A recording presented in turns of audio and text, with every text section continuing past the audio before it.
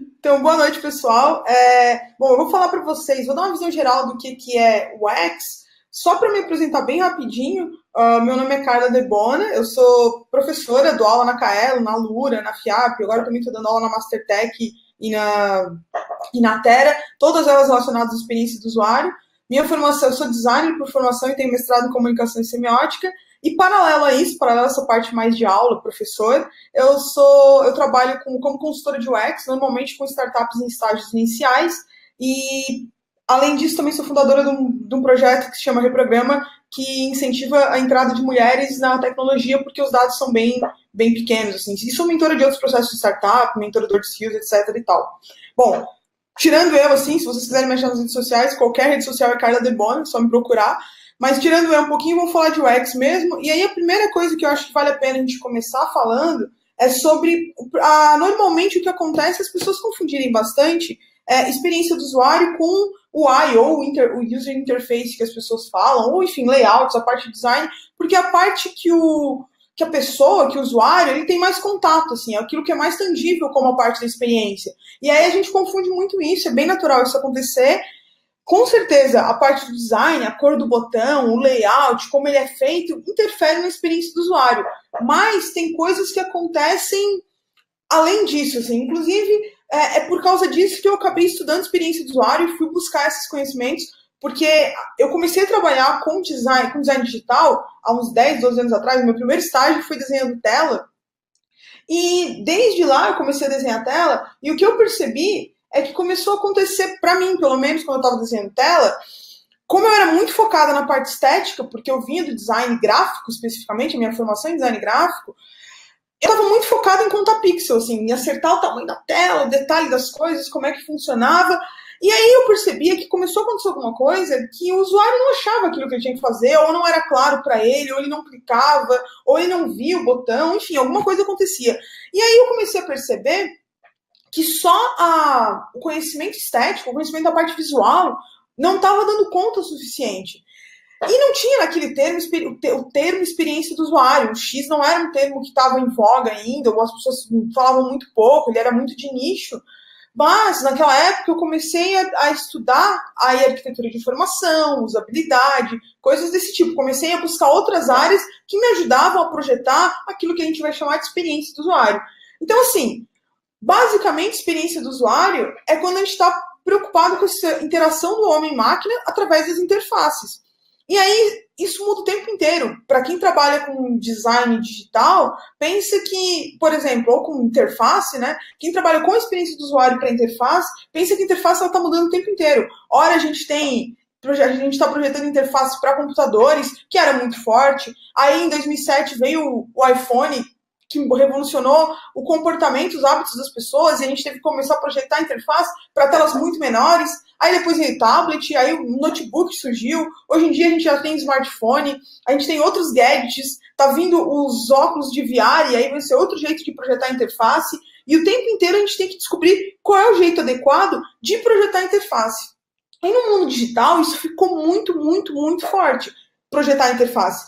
Mas, ao mesmo tempo, eu sempre brinco que a gente não tem que saber, na verdade, o que é o X. Óbvio que a gente tem que saber, mas não é a pergunta de 1 milhão. A pergunta de 1 milhão, na verdade, é entender por que o X ficou tão forte, ficou tão presente no mundo digital. O que aconteceu no mundo digital? Porque se a gente parar para pensar um pouquinho, no mundo físico, a gente já tinha experiência com produtos. A gente já tinha experiência com bicicleta, com câmera fotográfica, enfim, com caneca, com sofá, com cadeira. A gente já tinha experiências boas ou ruins. Mas por que no mundo digital isso ficou tão evidente, as pessoas começaram a se preocupar tanto com a experiência? O que acontece, na verdade, é que no mundo físico é muito fácil, na verdade não, no mundo físico, desculpa, é muito difícil descartar coisas ou se livrar de experiências ruins. Pensa, por exemplo, eu sempre dou esse exemplo, pensa, por exemplo, se eu comprei um sofá legal, tipo daquele sofá grande que abre, sabe, para você assistir Netflix até o ano que vem. E aí o sofá, no cantinho dele, não tem uma experiência tão boa. Tipo, ele tem um pedacinho que é meio duro, sei lá, tem um pedaço de madeira que era para ser melhor aquilo lá. E aí eu, como usuário, se eu tô infeliz com aquilo e eu quero me livrar daquela experiência, é muito difícil. Até, por exemplo, se a loja for legal comigo, de eu ligar para a loja e falar, olha, loja, não quero mais esse sofá, me dá um outro sofá aí, viu? Aí ela fala, não, beleza, cara, vamos, a gente troca para você, a gente entende, acontece, a gente vai arranjar um outro sofá melhor e tal.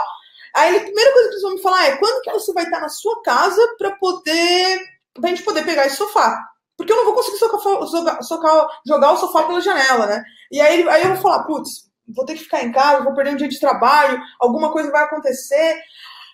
Percebe que para eu me desfazer de uma experiência ruim é muito complicado. E aí, o que acontece, na verdade, é que eu vou me adaptar. Então, provavelmente, eu nem vou ligar para a loja para me desfazer do sofá. Talvez eu vou colocar uma almofada ali, eu vou deixar o sofá, aquele cantinho que é mais duro, para uma visita. O fato é que o tempo inteiro no mundo físico eu me adapto aos produtos, mesmo que eles não sejam adequados e que eles não ofereçam a experiência ergonomicamente adequada a mim. Eu me adapto o tempo inteiro porque é muito difícil descartar produto físico.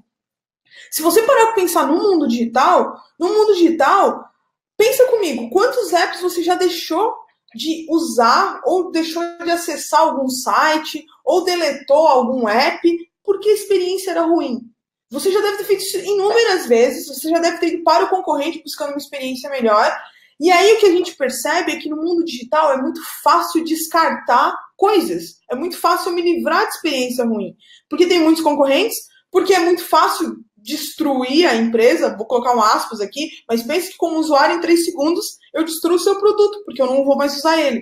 Então, isso fez com que a experiência virasse uma coisa muito crucial no mundo digital. Que a gente ficasse realmente, focado em... Se a gente não prover uma experiência boa para o nosso usuário vai parar de usar a gente ou procurar outro. E para ele fazer isso é muito fácil, diferente do mundo físico. Por isso que todo mundo só está falando de experiência de usuário, por isso que todo mundo só tem vários cursos de experiência de usuário, por isso que as empresas, os grandes players do mercado, eles têm o design como... Eles é o que chama de design drive-in, eles têm design como foco para estruturar os produtos deles, porque eles entendem que isso é crucial para você manter ou não o seu usuário. E aí uma outra coisa que a gente tem que ter em mente também é que o nosso usuário está o tempo inteiro buscando o realizado com sucesso. Ele está o tempo inteiro querendo conseguir realizar uma tarefa naquele app, naquele site, naquela experiência que a gente está provendo para ele.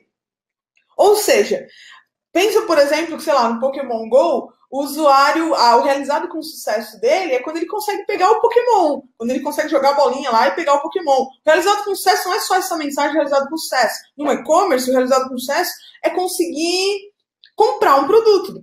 Escolhi o produto, quero comprar o produto. Então, o tempo inteiro o usuário está buscando isso. E aí uma coisa muito importante, já que a gente está falando de UX, é que o fato é que a gente vai fazer um produto, uma experiência, uma interface centrada no usuário, a partir das necessidades dele, a partir daquilo que o usuário entende que para ele é importante, mais do que isso, a partir do modelo mental dele mesmo, de como que ele toma decisões, como que ele se organiza para fazer tal coisa, e aí isso é muito, muito importante. E aí eu sempre gosto de trazer alguns dados para mostrar como a experiência do usuário faz diferença em produtos digitais.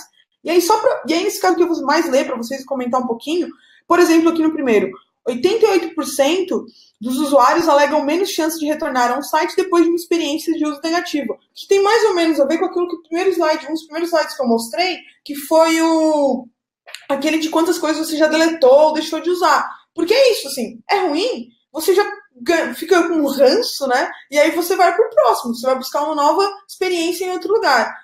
Um outro exemplo aqui, 41% vão para um site concorrente depois de uma experiência ruim no site mobile. E aí as fontes são todas aqui embaixo, se vocês quiserem dar mais uma olhada. De novo, as pessoas vão buscar uma outra experiência num lugar melhor. E no mundo digital isso é muito fácil de acontecer. Aqui um dado bem alto, assim, e tem a ver com os Estados Unidos, que é 2,6 bilhões de dólares é o custo das empresas dos sites que demoram para carregar. E um outro dado aqui, 57% dos clientes mobile vão abandonar o seu site se eles tiverem que esperar 3 segundos para uma página carregar. Aqui vale a pena comentar um detalhe com vocês, que nesse caso aqui, isso funciona muito nos Estados Unidos, porque eles já têm uma banda larga para telefone, especificamente para smartphone, muito consolidada, que é diferente do Brasil. A gente tem um serviço de 4G, de 3G, muito instável. Então, se você parar para perceber no seu próprio comportamento, se a gente está acessando um site no computador e ele não carrega, a gente xinga a dona do site, sabe? A empresa X que está fazendo aquele site.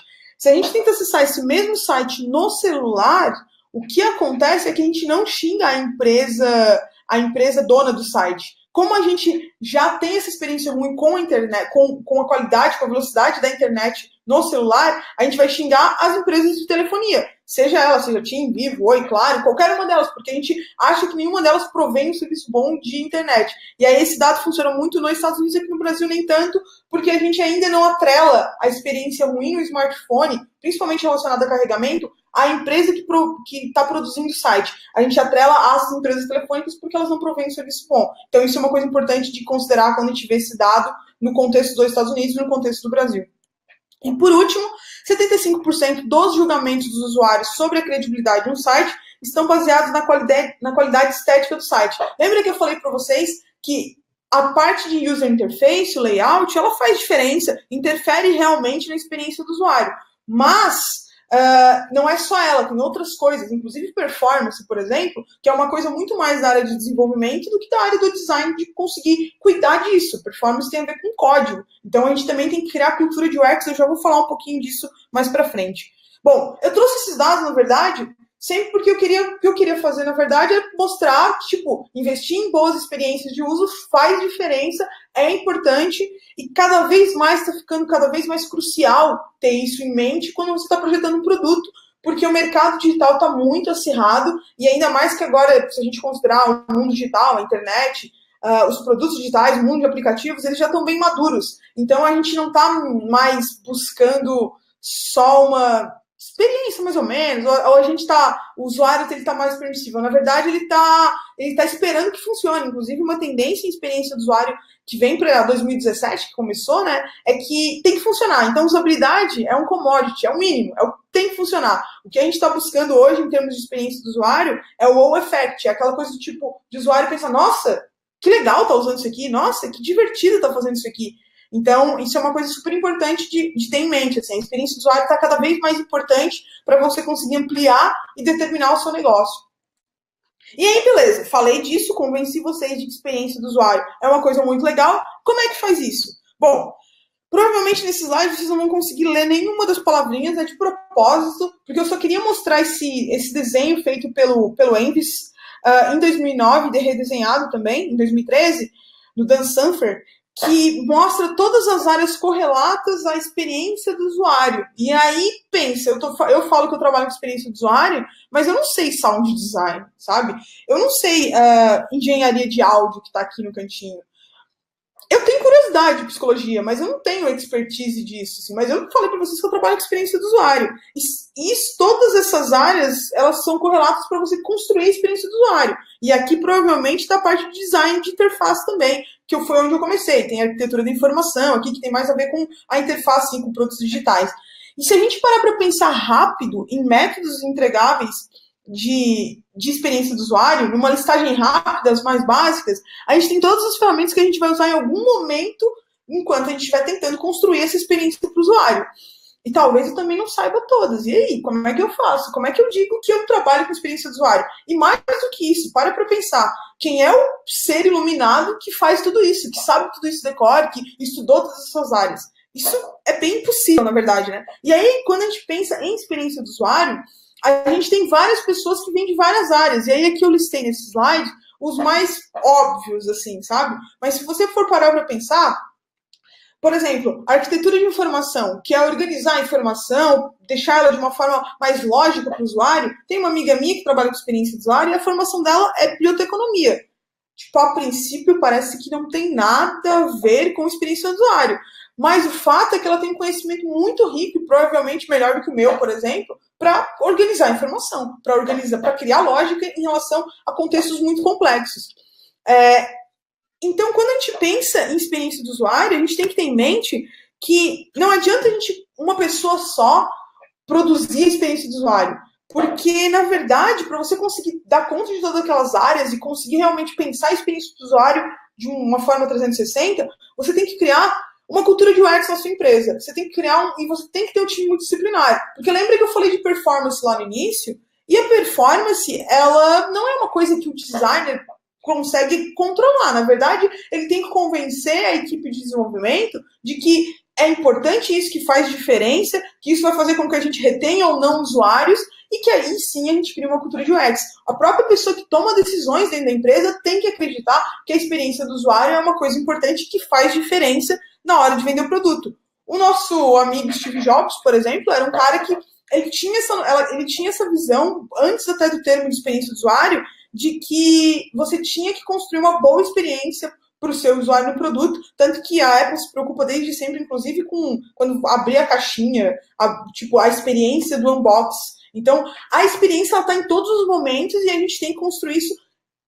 A gente só consegue, na verdade, construir isso quando a gente tem um time multidisciplinar se preocupando com o usuário, com uma pessoa de verdade que vai usar aquilo. Isso é muito, muito importante. Bom, beleza, eu falei isso tudo para vocês, mas eu falei lá no início que eu ia explicar para vocês como é que se projeta a experiência do usuário, né? Então, vou fazer isso de verdade agora. E aí, assim, num processo, tendo uma visão bem ampla, porque a experiência do usuário não é um método, não é uma abordagem. A experiência do usuário é você pensar a experiência do usuário. Então, a gente se baseia, às vezes, muito em design thinking, o próprio design sprint, a gente busca outras áreas que podem ajudar a gente a construir essa experiência do usuário, inclusive pensando em métodos, assim. Mas, basicamente, tem 4 grandes áreas, isso que a gente tem que trabalhar, que é a pesquisa, o planejamento, a prototipação e a validação. E pensa, por exemplo, que isso está numa sequência lógica, porque o que eu vou mostrar para vocês é como se a gente estivesse começando o produto do zero. Mas, às vezes, acontece de você já ir direto para a prototipação, porque você já entrou no produto, o produto já está acontecendo. Ou, às vezes, você volta para a pesquisa, mas o produto já está existindo. Ou você primeiro, o produto já existe, aí você tem que construir uma experiência melhor, você começa validando e descobrindo onde é que estão os erros, para daí voltar para a pesquisa. Então, o que é importante mesmo, na verdade, quando você pensa em experiência do usuário, ou quando você quer ser um cara que trabalha com experiência do usuário, a sua função tem que ser escolher os métodos e as áreas adequadas para o problema que você tem. A grande sacada, na verdade, de UX, o que a gente espera de um UX design é que ele saiba escolher a ferramenta certa para aquele momento, para a gente conseguir pensar no usuário e projetar uma experiência melhor, certo? Mas eu vou mostrar uma sequência mais lógica para vocês, porque é mais fácil de entender. E aí a gente vai começar falando de pesquisa. E aí, quando eu falo de pesquisa, a gente tem que, óbvio, né, pensar por que é importante fazer pesquisa com o usuário quando a gente está criando interface, quando a gente está criando experiência. E aí eu sempre gosto de ser bem lúdica nesse momento e mostrar essa sequência de slides que eu vou mostrar agora, porque fica bem claro quando a gente está pensando por que é importante entender o usuário antes de qualquer coisa, antes de pensar um produto digital. Porque no fato é que a gente sempre vai ter um usuário, esse usuário vai estar dentro de um contexto, e isso é super importante, principalmente no mobile, eu já vou voltar a falar disso. Quando ele está dentro de um contexto, ele vai estar usando alguma ferramenta, seja ela um desktop, seja ela um controle remoto, seja ela o que ela estiver usando. Ela vai sempre estar executando uma tarefa, essa pessoa, para atingir um objetivo. Então, a gente sempre vai ter essa sequência quando a gente estiver pensando em experiência do usuário. E quando eu disse que o contexto é muito importante, pensa, por exemplo, que quando você estiver fazendo um app para um ciclista, provavelmente ele só vai usar seu app quando ele não estiver pedalando, porque a gente espera que enquanto ele esteja pedalando, ele esteja com a mão no guidão da bicicleta, né? E não que ele vai cair com o celular e com uma mão só no guidão, enfim, tá tornando perigo. Provavelmente isso vai acontecer, e isso é importante que você considere esse tipo de coisa quando você estiver projetando uma experiência. Ah, Carla, mas realmente, quando, no caso da bicicleta, já que você está dando esse exemplo, o cara pode fazer comando de voz e comando de áudio, assim, é verdade, a pessoa pode fazer isso. Eu não sei se vocês já tiveram essa experiência, mas se você não teve, imagina que se a gente tem uma internet meio ruim no Brasil, se você faz um app só de comando de voz e que depende da internet, e provavelmente o celular vai estar no bolso da pessoa, porque no Brasil, inclusive, é meio perigoso você deixar exposto, né, o seu celular numa bicicleta, numa moto, enfim. Provavelmente ele vai estar no bolso, então provavelmente a internet ela vai estar instável naquela situação. E já aconteceu comigo, por exemplo, de o Waze, eu estou usando o Waze para fazer um deslocamento e aí ele fica lá na voz, vire à esquerda, vire à esquerda, vire à esquerda. E aí você só se dá conta que ele está fazendo você dar voltinha porque ele perdeu a conexão. E aí você, por mais que eu estivesse usando interação voz e áudio com o usuário. Então, a gente tem que considerar o contexto, porque, por exemplo, se eu estiver projetando uma experiência e considerando que eu vou projetar um app de bicicleta que vai ser usado no Brasil, especificamente, eu tenho que considerar que, se de repente meu usuário vai estar com um celular dentro do bolso, provavelmente a internet não vai estar tão estável, e aí vai causar algum problema se, de repente, eu estiver dando orientações para ele, certo? Então, o contexto é muito importante no mundo mobile, é mais importante ainda, porque o seu usuário pode estar caminhando, ele pode estar dentro do carro, ele pode, normalmente no desktop ou no notebook, ele vai estar sentado numa mesa, assim, sabe? Ou ele vai estar, tipo, sentado usando aquilo. É uma outra experiência. Então, o contexto é sempre uma coisa super importante de considerar, mas o que a gente vai sempre ter é estudar o usuário dentro de um contexto, usando ferramentas para executar tarefas para atingir um objetivo, certo? Sempre vai acontecer isso. E outra coisa também, que é super importante a gente considerar, e fazer pesquisa é importante, é porque quando a gente começa a trabalhar com design, e a gente começa a ganhar experiência, a gente começa a alimentar o ego do designer, às vezes, e aí o que acontece é que muitas vezes a gente começa a achar que a gente já entende o usuário, que a gente não precisa fazer pesquisa, a gente pode pular essa parte. E quando, na verdade, a gente não tem essa referência, porque se você for parar para pensar, esses usuários aqui, cada um pensa uma coisa, mas eu estou aqui achando, na minha inocência, que eles estão todos concordando. E aí, quando eu faço pesquisa, eu descubro que, na verdade, cada um pensa de um jeito diferente. E aí, se eu for realmente, tipo, ao mesmo tempo tentar entender esses usuários, talvez exista um jeito de descobrir onde que são as congruências entre eles, o que realmente é parecido. E aí, sim, eu estou feliz que todos concordam. Para dar um exemplo para vocês, eu fiz um projeto de experiência de usuário de um aplicativo que era para tornar melhor a vida das pessoas que fazem que se preocupam com uma alimentação saudável, mas não só saudável, é mais na pegada da pessoa que é bem fitness, assim, que ganha músculo, etc e tal, e que ela não pode fugir da alimentação regrada que ela faz. Era para tornar a vida melhor das pessoas que se alimentam regradamente de 3 em 3 horas, que comem, tipo, que fazem um balanço entre proteína e carboidrato, são muito regradas em relação a isso. Normalmente essas pessoas fazem marmitas. E aí, só que acontece que, às vezes, elas não têm tempo de fazer marmita ou preparar a alimentação, mas elas não querem matar a dieta delas, porque para elas isso é muito importante, etc e tal. E o que acontece normalmente é que aí essas pessoas não sabem onde comer, onde elas vão conseguir uma comida que seja adequada, que tenha pouco óleo, que tenha pouco sal, enfim, que seja adequada para a alimentação que elas querem fazer. E aí, quando a gente foi fazer entrevistas, a gente achava que, basicamente, o foco, assim, só para dar uma referência visual, tipo, as pessoas iam ser todas igual a Graciane Barbosa, sabe? Elas iam comer de 3 em 3 horas, elas iam ser muito fortes, elas iam ter um aspecto muito... Elas iam ter, tipo, focada na musculação, não iam sempre, nunca matar o exercício, etc e tal, e iam se alimentar sempre regradinho nesse esquema de alimentação. E aí, quando a gente foi fazer pesquisa, a gente descobriu que a gente tinha 3 perfis de usuário ao invés de um só. A gente tinha esse, que era mais focado na maromba, sabe? Mais focado, tipo, muito regrado. A gente tinha uma pessoa que era mais focada no saudável, então ela até fazia exercício físico, mas não era uma coisa, era mais uma pegada, tipo, ela fazia yoga, fazia uma pegada mais assim, tipo, mais devagar em relação à musculação em si, mas ela era uma pessoa que se alimentava muito bem, ela gostava de saber os lugares que ela podia fazer esse tipo de escolha. E uma outra que a gente tinha, um outro perfil que a gente tinha, era o fitness, era uma pessoa mais fitness no sentido, ela malhava de segunda a sexta, ela se alimentava bem de segunda a sexta, mas no final de semana ela dava aquilo que eles chamavam de dar uma jacada, assim, sabe? E os 3, tipo, eram públicos do nosso app, mas eles tinham perfis diferentes e intenções diferentes em relação à alimentação. E a gente só descobriu isso fazendo pesquisa, e aí, por mais que eles fossem diferentes, a gente percebeu que, em alguns aspectos, eles concordavam em relação ao problema que a gente estava tentando resolver. Então, por isso que é importante a gente fazer pesquisa com o usuário, porque a gente só vai descobrir aonde eles concordam realmente quando a gente fizer pesquisa, quando a gente conversar com eles e entender quais são as motivações, intenções, qual é o modelo mental, como é que eles pensam, por que eles deixam de fazer uma coisa ou fazem aquilo com convicção, certo? Muito bem. E aí, para a gente conseguir conversar com o usuário, o mais básico de tudo é que a gente começar a fazer entrevista. E aí, quando a gente pensa em entrevista, basicamente a gente tem 2 assim, modelos mais clássicos, entrevista não estruturada ou estruturada. Então, a não estruturada é aberta, a estruturada é fechada.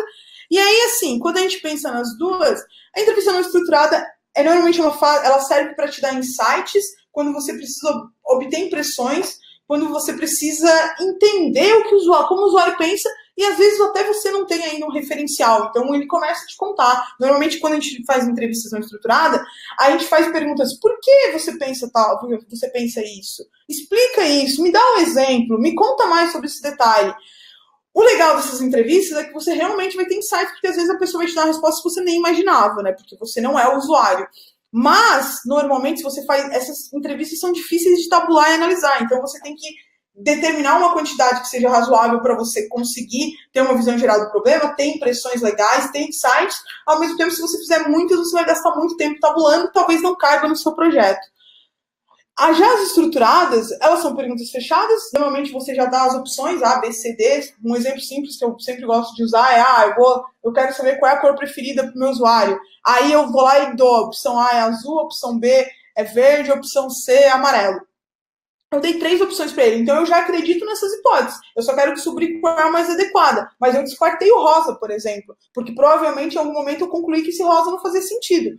Então, eu já estou dando opções fechadas porque eu já tenho hipóteses que eu quero validar. Então, ela serve para obter feedback.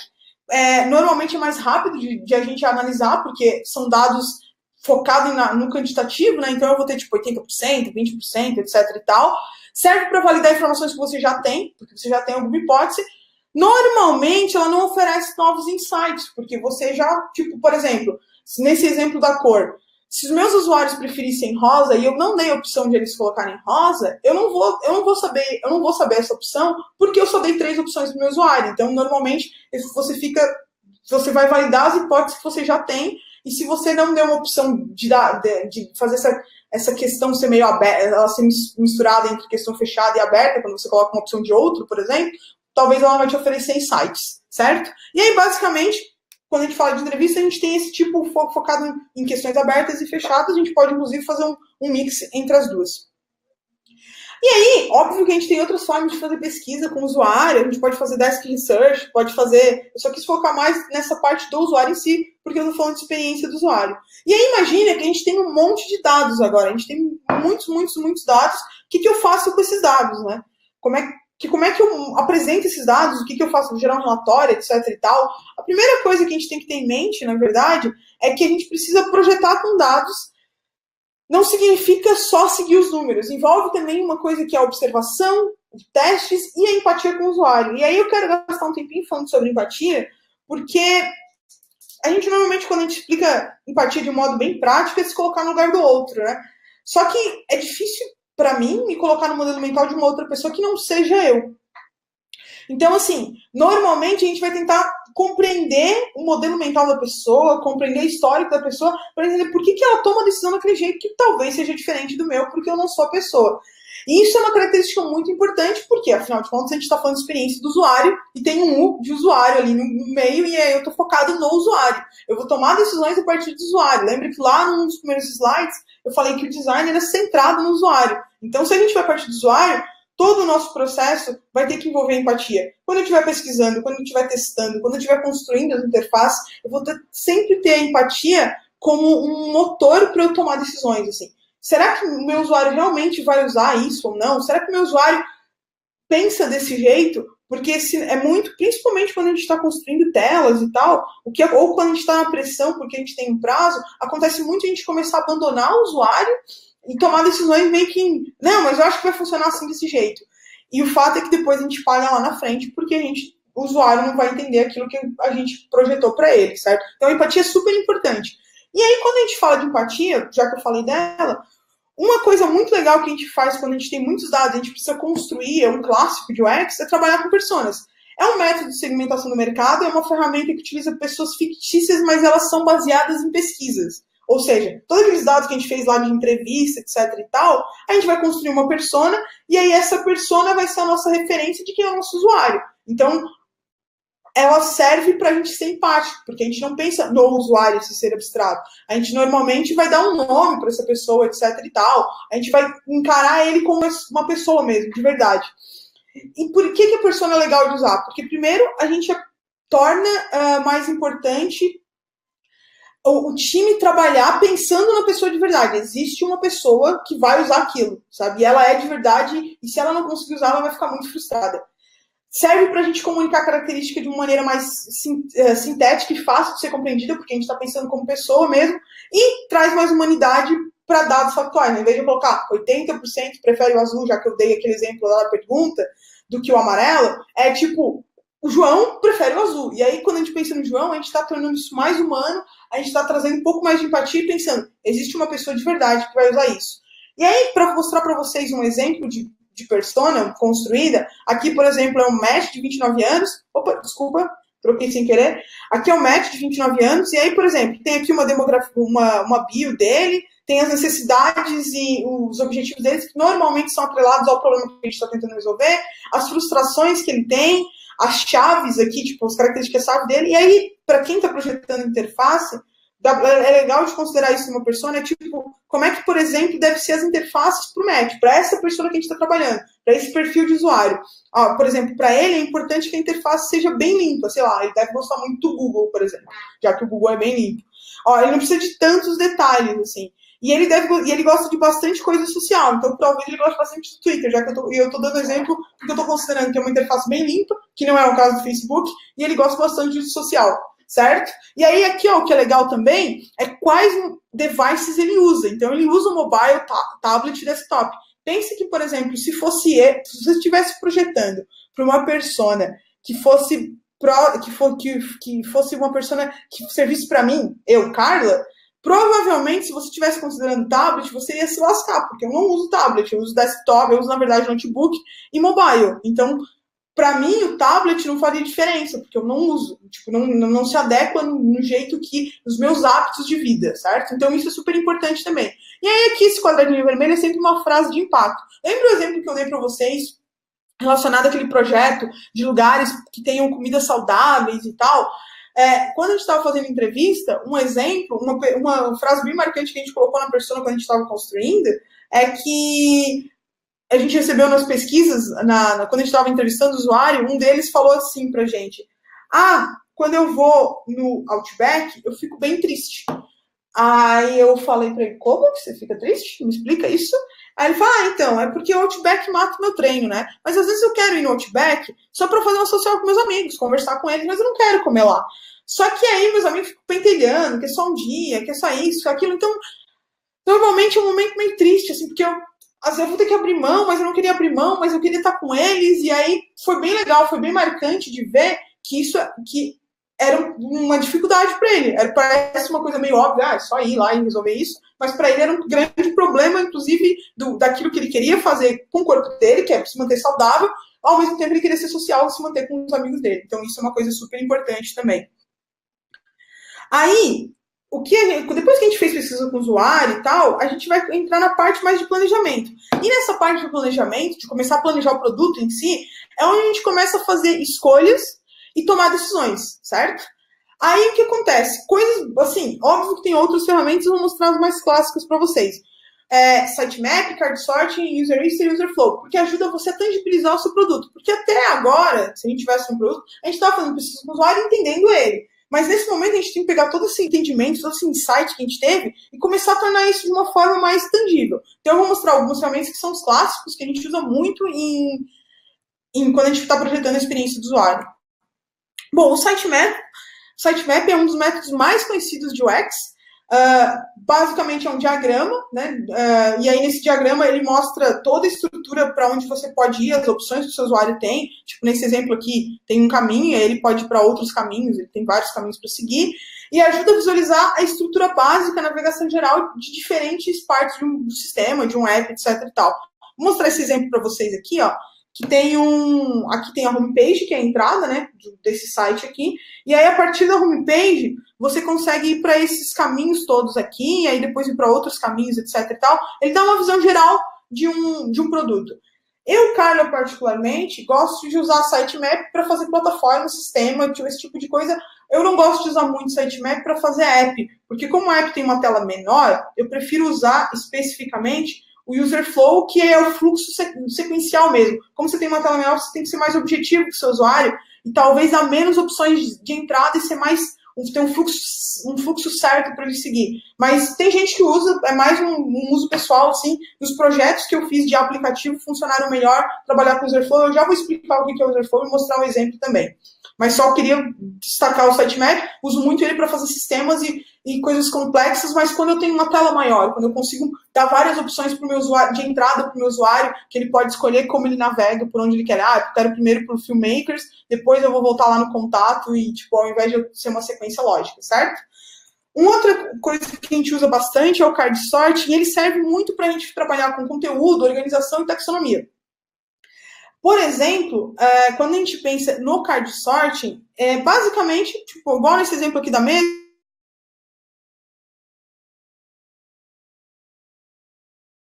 ó, então, cartões de um jeito que faça aqui de um site, e aí como é que ele estava sendo organizado, e percebe que, tipo, ó, um azulzinho devia estar jogado em um lugar, depois ele caiu aqui, enfim, foi fazendo mais sentido. Card sorting a gente também usa para fazer teste com o nosso usuário para entender o modelo mental dele. Por exemplo, pensa comigo, se eu tivesse que cadastrar uma geladeira num e-commerce, eu cadastraria ela como geladeira ou como refrigerador? Como será que o meu usuário pesquisaria? Ou eu teria que cadastrar o 2, de repente, para garantir que isso faz que o meu usuário consiga achar a geladeira se ele quiser comprar. Um outro exemplo, por exemplo, é um liquidificador. Eu cadastro na categoria cozinha ou na categoria eletrodoméstico. Por onde que o meu usuário vai achar? O card sorting serve, às vezes, para você testar para o seu usuário, porque é uma técnica muito simples e barata, é só você pegar os cartões, traz uns usuários para testar, mostrar como ele organizaria, como ele pensaria, como faria sentido para ele organizar aquele tipo de informação. E aí fica mais claro para você o modelo mental dele e você toma decisões melhores de organização, de conteúdo, até de taxonomia, de como nomear as coisas, certo? E aí você pode usar ele no final do projeto, no meio do projeto, você pode usar com o usuário, você pode usar só com a sua equipe, mas basicamente é uma técnica de organização. Aí uma outra técnica que a gente tem que é bem legal, a gente rouba dos métodos ágeis, né, de certa forma, é o user histories, porque você começa a construir funcionalidades a partir do usuário, já que a gente está pensando a experiência do usuário. Ou seja, quando a gente pensa que, por exemplo, há um tempo atrás, nem tanto tempo assim, mas há um tempo atrás, quando a gente projetava sistemas, a gente era bem técnico quando a gente estabelecia as funcionalidades, e às vezes só a equipe técnica entendia. Às vezes até o gestor tinha que aprovar aquilo sem entender o que eram aquelas funcionalidades. E aí isso fazia com que às vezes o projeto ficava estranho, só os desenvolvedores entendiam, só a equipe técnica entendia e o usuário não conseguia nem usar. E aí a gente, lá nos métodos ágeis, quando eles criaram os user histories, o pessoal de UX começou a usar esse método para criar funcionalidades a partir do usuário. E aí, para dar um exemplo para vocês, para ficar bem claro o que é isso, por exemplo, aqui, ó, como um usuário, podia ser a persona que você criou, podia ser o match, se fosse o match aqui que se encaixasse, por exemplo, já que eu mostrei no outro slide. Como usuário, eu quero ter um login para que eu possa acessar meu painel. Então, tipo, eu estou criando uma funcionalidade que é clara o suficiente para qualquer pessoa da equipe entender e a partir do usuário, porque eu parto dele para criar isso, da necessidade que ele tem para daí eu fazer isso. Um outro exemplo aqui, pulei aqui sem querer. Aqui, como um leitor, eu quero um glossário para me ajudar a entender as palavras que eu não sei, para que eu possa entender melhor a história. Pensa que isso aqui é uma funcionalidade do Kindle. Para quem usa o Kindle, quando você clica numa palavra lá, ele te mostra o significado daquela palavra. E é basicamente o que o nosso leitor aqui precisava, porque ele queria entender melhor a história. E aí eu estou criando funcionalidades a partir da necessidade do nosso usuário.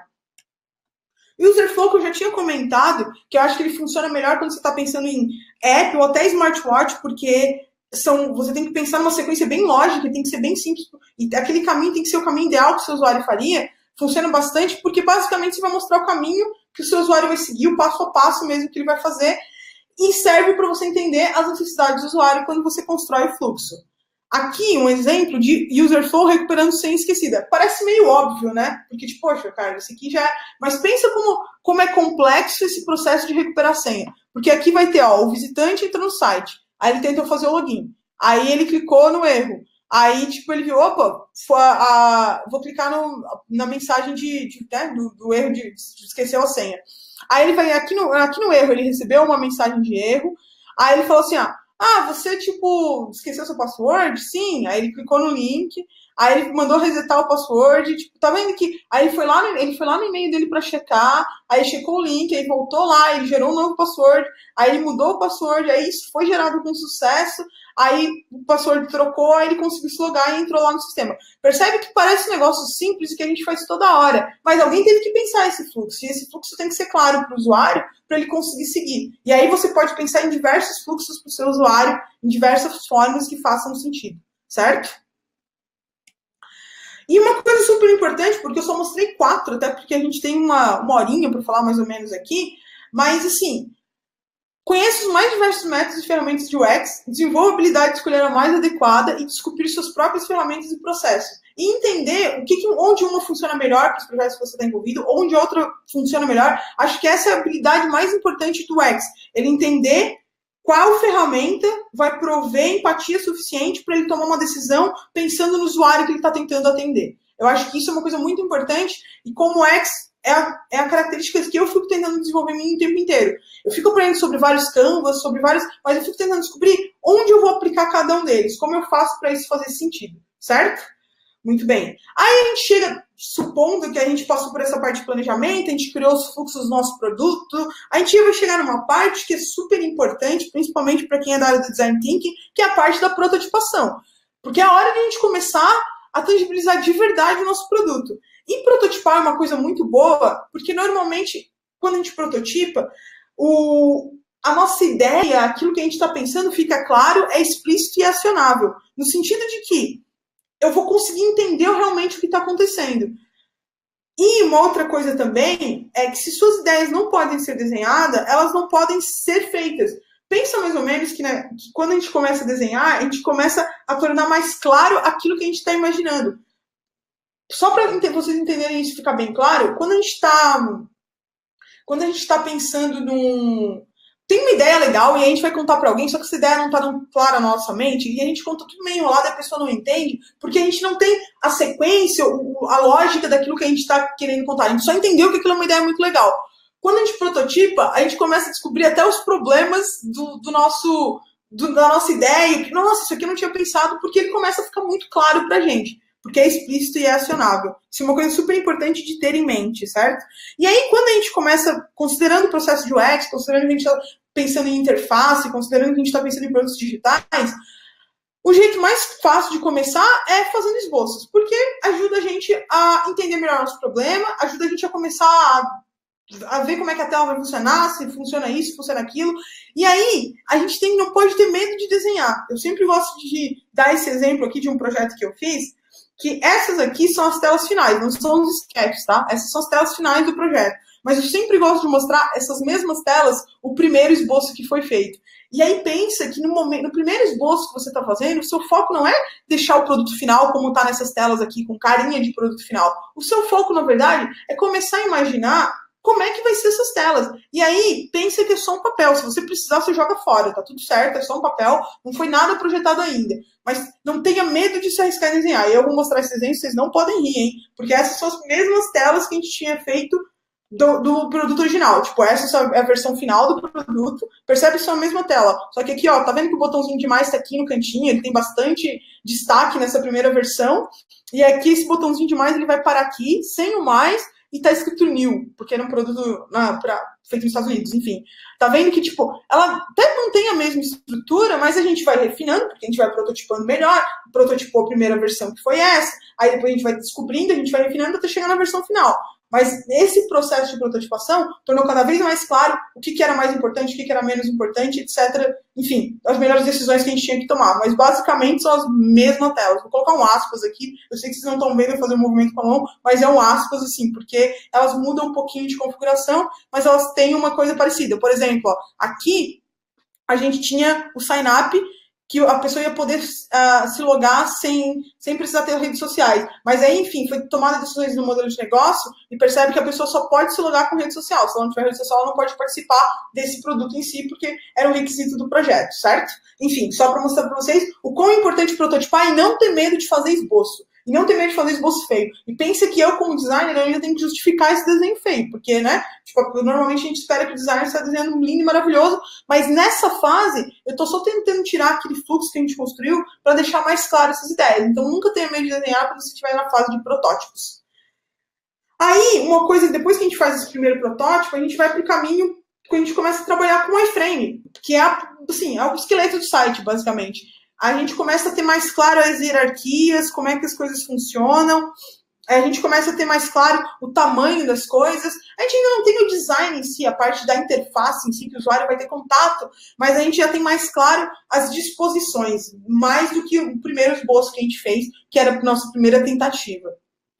Aí, depois disso, a gente vai para um caminho que é uma coisa muito forte, uma tendência que veio muito forte na experiência do usuário desde 2016, não que a gente não fizesse antes, mas é que em 2015, final de 2015, início de 2016, veio um boom de ferramentas de prototipação, de protótipos navegáveis. E aí a gente começou a trabalhar muito com protótipo navegável, porque ele gera uma experiência de navegação, a documentação ficou muito mais enxuta em relação ao user flow, por exemplo, porque você consegue tornar mais acionável, mais explícito as coisas, você testa e clica e vê que não funciona, e é mais fácil, e é óbvio que é mais fácil de testar com o usuário. E aí, como surgiu muitas ferramentas com curva de aprendizado muito baixa, sim, tipo, porque antes a gente tinha o Ashur, que era o grande, tipo, queridinho de muito tempo, porque foi um dos primeiros, mas ele tem uma curva de aprendizado relativamente mais difícil de aprender do que as ferramentas que surgiram por agora. Por exemplo, o Marvel app, o iVision aqui, elas são ferramentas que elas são muito simples de você aprender a fazer um protótipo. Você joga as telas lá, arrasta um linkzinho aqui, até depois posso mostrar um exemplo de um protótipo sendo feito, para mostrar como é simples de fazer. E aí, isso ficou cada vez mais fácil de fazer e bom para a gente tornar o nosso projeto mais fácil de testar, mais fácil de a gente entender e com uma documentação mais enxuta. E aí aqui tem séries de outras ferramentas. Se alguém quiser falar sobre ferramentas, entra no site wextools.com. Quando terminar a apresentação, eu mostro esse site, só para vocês terem em mente, porque ele mostra todas as ferramentas que estão hoje em dia, que você pode comparar uma com a outra, comparar preço, mas que elas estão sendo lançadas e é uma lista bem legal, eu mostro na sequência, eu prometo. Muito bem. Aí depois que a gente fez esse protótipo, a gente chegaria num momento que seria validar o nosso projeto. E a gente tem que ter em mente que quando a gente está falando de validação, uma coisa que a gente tem que ter bastante forte na nossa mente é que o UX é um processo iterativo. Você não pode achar que você projeta experiência, principalmente no meu caso, que eu trabalho muito com concepção de produto e com MVP, que o projeto de experiência e aquilo está lindo e maravilhoso. Na verdade, quando você coloca o seu produto no mercado, o seu usuário o Mike Tyson diz que todo planejamento de luta, ele sucumbe quando você toma o primeiro soco, né? E acontece a mesma coisa no produto. Todo planejamento de experiência vai quando a gente coloca ele no ar, o usuário, o nosso primeiro soco na cara. Ele vai, tipo, mostrar que o nosso produto está funcionando, que não está funcionando, que tinha que ter sido, o ícone tinha que ser de outra cor, que o botão tinha que ser de outro jeito, etc e tal. Aí, tendo isso em mente, porque provavelmente a gente vai começar a fazer iterações do nosso produto, porque o produto digital, ele nunca está 100% pronto. A gente até brinca que a gente vive num mundo, a gente vive em beta, né? Quando a gente está pensando em produtos digitais, porque o tempo inteiro ele vai mudando. Sempre vale citar, por exemplo, o Facebook. Nesses 10 anos, se você acompanhar a evolução do Facebook, é uma ferramenta completamente diferente do que ela era lá no início. Ela mantém algumas features básicas, algumas coisas, onde ela entrega valor para o usuário, que é a timeline, está lá ainda, mas ela foi aderindo a outras coisas muito legais, foi melhorando a experiência dentro da timeline, foi acrescentando foto 360, foi acrescentando vídeo 360, enfim, o produto vai evoluindo porque ele nunca vai estar pronto. E aí, quando a gente está nessa fase de validação, no fundo a gente está voltando para a pesquisa, porque a gente vai ter que começar a fazer pesquisa novamente. E aí, uma forma de a gente fazer pesquisa, a mais clássica de todas, é um teste de usabilidade. O teste de usabilidade é uma técnica de avaliação. Normalmente, a gente tem que fazer com usuários representativos, ou seja, com as nossas personas. Não dá para fazer com o usuário designer ou fazer com um amigo desenvolvedor. Porque a gente quer descobrir se a nossa persona entende aquilo. A gente quer entender o modelo mental dela. Então, é importante a gente conseguir nossos usuários representativos. Normalmente, tem um roteiro de tarefas, porque você vai estar fazendo um teste de usabilidade, se funciona ou não. E um analista observando, na maior parte dos casos, quando às vezes o facilitador ele vai facilitar e vai observar ao mesmo tempo. Isso acontece também, principalmente quando você está fazendo teste de guerrilha. E o Nielsen sempre fala que com 5 usuários, o Nielsen fez uma pesquisa bem legal sobre teste de usabilidade, até depois posso compartilhar o link, que ele analisou com quantas pessoas eu precisaria fazer um teste para eu descobrir 100% dos erros da minha interface. E nesse exercício, nessa pesquisa que ele fez, ele descobriu que com 15 usuários você descobre 100% dos erros das suas interfaces. Só que não vale a pena você gastar 10 usuários para descobrir 15% só, porque tem uma curva lá, que com 5 é uma curva meio que, ela, tipo, não é assim, cada usuário vai gerando um erro novo, na verdade. O que acontece é que com 5 usuários você consegue descobrir 85% dos erros da sua interface. Então vale muito mais a pena você trabalhar com ciclos, né? Tipo, testei com 5, descobri 85% dos erros, vou corrigir, aí lanço o produto de novo, aí faço mais testes, do que simplesmente gastar 15 para fazer os testes, por exemplo. E uma coisa importante, para quem já fez teste de usabilidade, o que acontece normalmente é que no primeiro usuário, você está lá acompanhando o teste, você vai ver um monte de erro que ele está te apresentando. No segundo usuário, já vai ser um pouco menos, porque ele vai repetir os erros que o outro usuário repetiu, já que você está com um problema de teste de usabilidade na sua interface. E aí que o teste começa a ficar bem repetitivo. Então vale a pena trabalhar com 5. 5 é um número-chave quando você está pensando em teste de usabilidade. Outras formas de a gente pensar em validar o nosso produto, e aí sem ter esse contato direto com o usuário, sem entender tanto a parte mais comportamental de por que ele está fazendo aquilo daquele jeito, usando essas ferramentas, por exemplo. Aqui o Hotjar e o Mixpanel, eles servem para você instalar tipo, um código no seu site, no seu app, e aí você começa a mapear mapa de calor, dá para fazer filmes do usuário usando o mesmo produto, você começa a ver onde que o usuário desiste do seu produto, até o próprio Google Analytics, para quem já usa. O tester.com.br, ele serve para você fazer, da Elisa Volpato, ela trabalha com usabilidade, serve para você fazer testes remotos, então você trabalha com usuários, é bem legal, eles criam um roteiro, é um teste de usabilidade, mas ele é remoto, né? E o Silverback é um software para você filmar os testes, só tem para Mac esse aqui, mas com certeza tem similares para outro, mas é bem legal que dá para fazer anotações, dá para fazer filmagem, dá para você deixar bem claro o que está acontecendo, principalmente para quem está gerando os dados, para validar e para entender o seu produto, certo? Aí, tô quase no fim, tô quase terminando. A última coisa que eu quero mostrar para vocês é esse slide aqui, que é um checklist para quem quiser saber mais sobre a experiência do usuário. Esse aqui ele fala especificamente sobre interface. Esse aqui, ó, é um checklist de user interface. Esse aqui também é de usabilidade. Esse aqui também é como fazer boas UIs. Esse aqui, ele na verdade, é um checklist mais focado em experiência do usuário, o que você precisa passar em cada processo. Só toma cuidado quando você, até coloca aqui, ó, use com moderação, só toma cuidado quando você trabalha com isso, porque o que pode acontecer é que você fica tão viciado no checklist que aí você esquece o seu usuário e aí você não está mais pensando no modelo mental dele. Então, isso é bem legal para a gente aprender, para a gente conhecer, para a gente ajudar a realizar os nossos conhecimentos e experiência do usuário, mas nunca esqueça que o mais importante de tudo é fazer pesquisa com o usuário, porque existe um usuário que vai usar aquilo, existe um modelo mental que você tem que conhecer, certo? Bom, a apresentação eu tinha terminado, eu fiquei devendo para vocês mostrar 2 sites, eu já vou mostrar agora na sequência. Então, tipo, se vocês precisarem me achar nas redes sociais, é Carla Debona. Deixa eu só entrar no Google aqui, que eu mostro para vocês o que eu queria mostrar. Bom, o site que eu queria mostrar é esse aqui, ó. Ops, o xtool.com. Deixa eu só minimizar aqui para ficar mais claro. Esse site aqui, aí você clica aqui em Tool, ó, o site é o xtools.com, já que vai ficar gravado, deixa eu só fazer para ficar grandão aqui para vocês verem. Opa. Ó, o site é esse aqui, xtools.com. Aí você clica aqui em Tools, ó. Aí aqui em Tools eles têm tipo várias camadinhas de design, prototype, handoffs, monitoring aqui. Aí você vai em prototype, design se você quiser pensar em desenho de tela, mas para prototipação tá aqui o nome de todas as ferramentas, aí tem a coluna da plataforma, se é grátis, se não é grátis, se você tem que se inscrever, quanto custa para comprar, se dá para fazer o design, se dá para importar do Sketch, do Photoshop, do Figma aqui, ó, onde você consegue importar as coisas, se você consegue salvar online na nuvem, se dá para fazer animações, se dá para fazer transições, se dá para inserir dados, porque às vezes você pode fazer um protótipo que simula até a inserção de dados, se dá para você codificar alguma coisa, tipo, como compartilhar, se ele compartilha entre todas as plataformas, enfim, aí dá para você comparar cada uma das ferramentas e conhecer uma delas e testar e descobrir qual que é melhor para você, na verdade.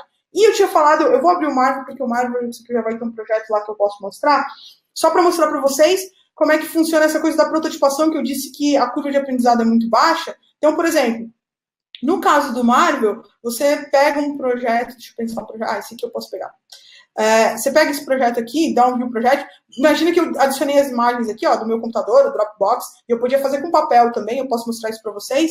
Aí eu clico numa das telas aqui, ó, dou um view, e aí para eu adicionar um botão é bem simples, ó, eu venho aqui, com meu mouse, tipo, adiciono um botão, aí ele deixa eu escolher qualquer uma das telas que eu queira adicionar, e aí, tipo, eu dou um close, o botão tá aqui adicionado. Aí eu até posso vir aqui e fazer transições, ó, como é que a transição vai ser quando eu clicar naquele botão. E pode até ter actions, tipo, principalmente se você estiver pensando em app, você vai ter um swipe, se não vai ter swipe quando você estiver nessa área de interação, certo? Deixa eu deletar aqui. E aí, você não precisa trabalhar só com telas de alta fidelidade, como esse exemplo. Você pode trabalhar... Opa, deixa eu só entrar no Marvel de novo. Você pode trabalhar com, por exemplo, protótipo de papel. Se você baixar o app do Marvel ou do InVision, tanto faz. Eu só peguei o do Marvel porque eu sabia que eu tinha projetos aqui que eu podia mostrar. Você pode, por exemplo, nesse caso aqui, ó, você desenhou as telas e você quer testar se as suas telas estão funcionando o fluxo, se você não esqueceu algum botão voltar, se você não esqueceu algum botão que é importante. E é da mesma forma, assim. E aí o Marvel é legal, o InVision também, você pode baixar ele no seu celular, e aí você pode adicionar o botãozinho e tal, e testar. E você pode fazer isso pelo celular, então você fotografa bem rapidinho, e aí você faz a mesma coisa que eu estou fazendo aqui em tela, daria para fazer no celular e tal, escolher a tela, etc e tal, e aí você pode testar depois. Aí, por exemplo, se você vai testar, deixa eu dar um play aqui só para vocês verem. Tipo, vamos supor que eu adicionei um botão nessa tela, né? Aqui no desktop ele cria tipo esse celular, ele simula o celular, né? Porque a gente estava falando que era um app de celular, mas no celular é como se você estivesse testando no celular mesmo, como se fosse um app de papel. E aí você pode testar ele para ver se funcionar, e aí você testa como é que funciona. Bom, acho que era isso que eu tinha para falar de experiência de usuário, né? Eu já falei, me estendi bastante. Eu espero que vocês tenham gostado. Vou colocar minha carinha aqui, aí vocês vão me ver. Oi, pessoal, Agora voltou, Carla. Na transição ele sai. Carla, demais a tua apresentação, muito obrigado, foi excelente. obrigada, imagina. Gostei muito, gostei muito. A gente está aqui com o Edmilson e com a Cristiane nos assistindo. Olá, boa noite. A ideia é que agora eu vou, como eu falei, isso aqui tudo que a gente fez fica gravado num vídeo, eu vou baixar, vou disponibilizar essa gravação para o pessoal da comunidade, né? Uhum. E daí lá a gente começa a trocar experiências e informações. Mas, Perfeito. pô, foi demais, Carla. Muito obrigado. Domingo à noite, das 8 às 9, tu está disponível aqui. Sei que tu vai viajar agora nessa semana, então a correria está super grande, né? Não, mas a gente sempre arranja um tempinho. Muito obrigado mesmo. Foi demais. Imagina. Que bom, obrigado. Tamo aí, qualquer coisa. E depois, quando começar, se as pessoas tiverem dúvida, depois que o vídeo estiver para a comunidade, eu estou disponível para conversar, tirar dúvidas, responder. Eu vi que eu tinha uns 2 slides que tinham os erros de português. Desculpa, eu vou ter que corrigir isso. Até vi depois, eu anotei aqui que eu tenho que corrigir. Desculpa, galera. E era isso que eu tinha para dizer. Obrigado.